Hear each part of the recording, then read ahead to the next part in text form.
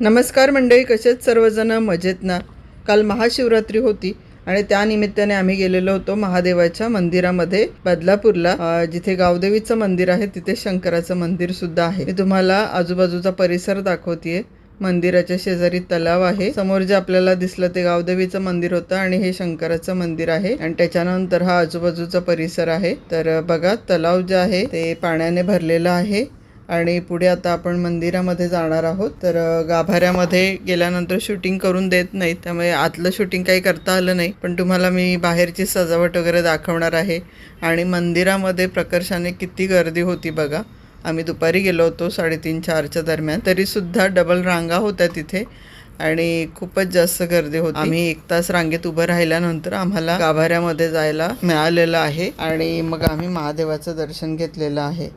त्यापूर्वीची मी तुम्हाला भली मोठी रांग दाखवत आहे।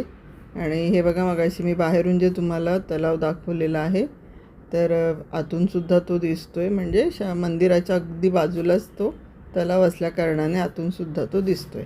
मंदिराच्या बाहेर अशा प्रकारे एक प्रशस्त रांगोळी काढलेली होती महादेवाची।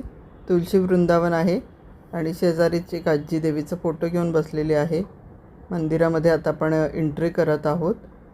तर बघा, बाहेरून छानपैकी मंदिर सजवलेलं होतं आणि हा छोटासाच हॉल आहे इथे मंदिराचा। आपण जिथे आधी उभं होतो तिथे एक मोठा हॉल आहे जिथे भजनाचे वगैरे कार्यक्रम होतात, ते पुढे मी तुम्हाला व्हिडिओमध्ये दाखवणारच आहे। आपण नंदी महाराजांचं दर्शन घेतल्यानंतर आता गाभाऱ्यामध्ये महादेवाच्या दर्शनासाठी जाणार आहोत।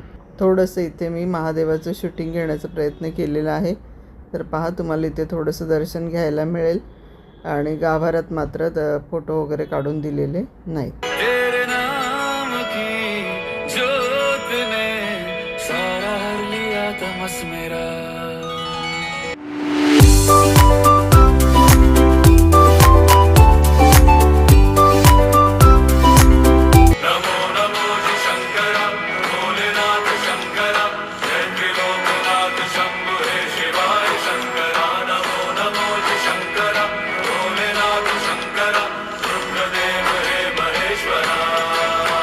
महादेवाचं दर्शन घेऊन बाहेर आल्यानंतर आता मी तुम्हाला दाखवते, इथे फराळाची आणि प्रसादाची व्यवस्था केलेली असते आणि तसंच रात्री भंडाऱ्याची व्यवस्था सुद्धा केली जाते इथे।